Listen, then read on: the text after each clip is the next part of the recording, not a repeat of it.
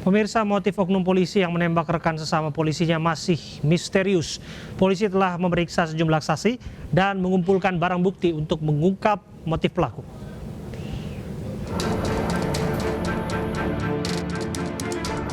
Sehari setelah penembakan anggota polisi Bribtu Hoirul Tamimi oleh rekan sesama polisinya, tim Satreskrim Polres Lombok Timur kembali turun ke rumah korban untuk melanjutkan olah TKP.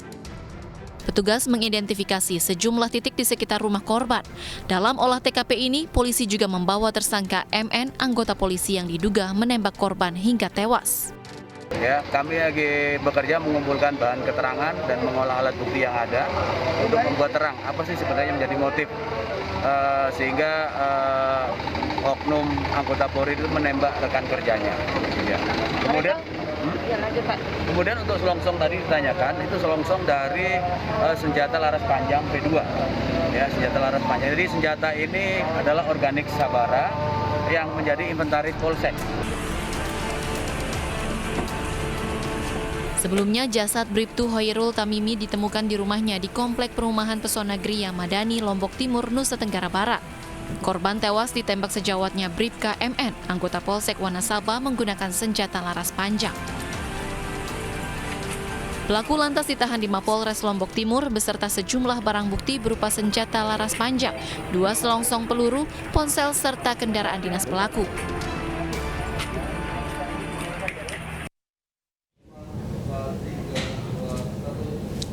Untuk mengetahui perkembangan terkini kasus anggota polisi yang menembak rekan sejawat, rekan kerjanya sudah terhubung bersama kami, Kabid Humas Polda Nusa Tenggara Barat, Kombes Artanto.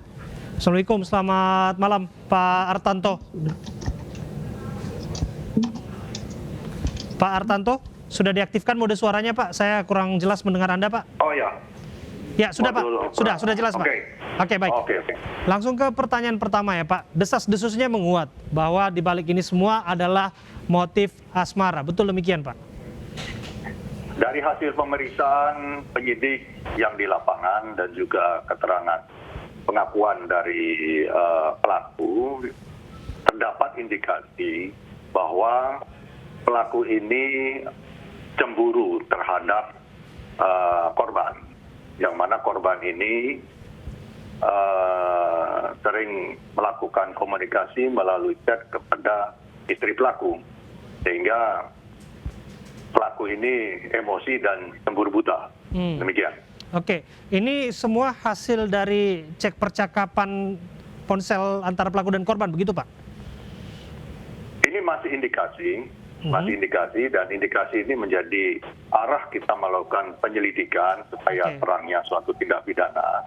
Dan alat bukti atau barang bukti yang kita sita berupa handphone milik pelaku, kemudian handphone istri pelaku, dan handphone dari korban, ini sedang kita celebrate atau kita sinkronisasi datanya untuk mencari informasi-informasi apa sih yang terjadi sebenarnya di dalam komunikasi tersebut. Ya, ini masih dalam proses penyelidikan.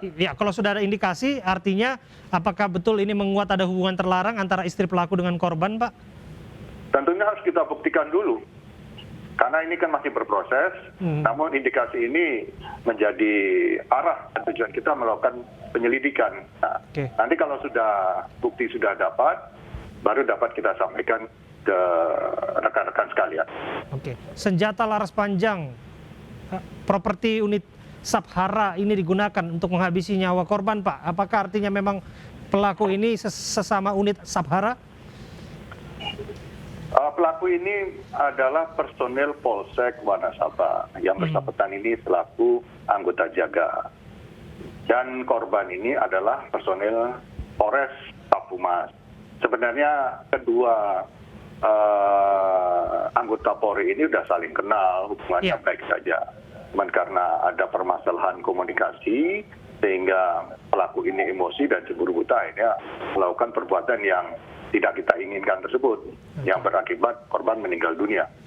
Jadi dugaan kuat motifnya bukan ada persoalan dalam lingkup kerja ya Pak, sama anggota polisi begitu Pak? Untuk sementara demikian, karena ini arahnya penyelidikan untuk memudahkan kita mengungkap suatu perkara. dan alat-alat bukti atau barang bukti yang kita punya itu sedang kita lakukan pengolahan. Sampai pada akhirnya pelaku berniat untuk menghabisi nyawa korbannya, Pak. Apakah sudah ada upaya perencanaan termasuk pengancaman terlebih dahulu terhadap korbannya? Tentunya kegiatan yang dilakukan oleh pelaku ini, dia berencana dari awal membawa senjata itu menurutnya sudah niat dia untuk melakukan perbuatan yang terlarang, membawa senjata, kemudian menuju ke TKP dan langsung melakukan penembakan terhadap korban. Ini salah satu hal yang sudah dapat terindikasi dan ini perlu kita buktikan secara maksimal. Demikian. Oke. Pak, apakah perencanaan ini dilakukan seorang diri atau jangan-jangan ada yang memuluskan niat pelaku? Sampai saat ini masih seorang diri pelaku tersebut. Oke. Bagaimana dengan kondisi kejiwaan pelaku, Pak? Dalam proses penyidikan tentunya kita harus melihat kondisi emosi yang bersangkutan. Kita akan melakukan pemeriksaan melalui Dinas Psikologi Polda, bagaimana sih kejiwaan yang bersangkutan. Kita akan melihat sebelum kejadian dan pasca kejadian. Tentunya ini PR bagi kita untuk dari bagian psikologi Polda untuk melakukan pemeriksaan yang bersangkutan. Ya, itu juga pertanyaan kan, Pak. Bagaimana kemudian polisi dengan sadar mengambil senjata, kemudian menembak rekan sejawat, rekan kerjanya, Pak. Itu satu hal. Kemudian bagaimana ia mengakses senjata itu, Pak? Karena disebutkan tadi adalah personil Polsek, sementara itu adalah properti Sabhara, Satuan Anti Huru-Hara. Saya luruskan ya. Properti atau senjata organik ini adalah senjata organik P2 milik Polsek. Yang bersangkutan berdinas di Polsek Wanasaba. Tentunya yang bersangkutan ini memahami lah bagaimana cara membawa atau mengambil senjata dari letaknya dan membawa. Tentunya teman-teman yang lain tidak akan curiga karena yang bersangkutan ini selain menjadi anggota piket, patroli dan juga seorang Babin Kamtibmas. Sehingga pada saat patroli menggunakan senjata api milik organik Polri tentunya hal yang rutin yang dilakukan sebagai seorang anggota Polri. Demikian. Secara sadar pelaku melakukan perbuatannya, artinya ada hukuman yang tidak berupa pencopotan ya, Pak? Ada sanksi pidana kurungan ya, Pak?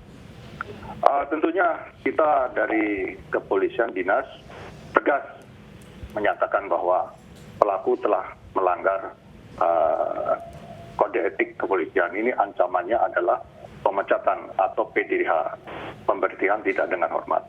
Selain itu yang bersangkutan juga akan kita kenakan tindak pidana dalam hal ini adalah pasal 340 KUHP, di mana ancaman hukumannya adalah maksimalnya hukuman mati, minimal dia hukuman penjara seumur hidup. Karena ini sudah betul-betul perbuatan yang sangat menjadi atensi bagi kita dan ini tidak boleh terjadi seharusnya.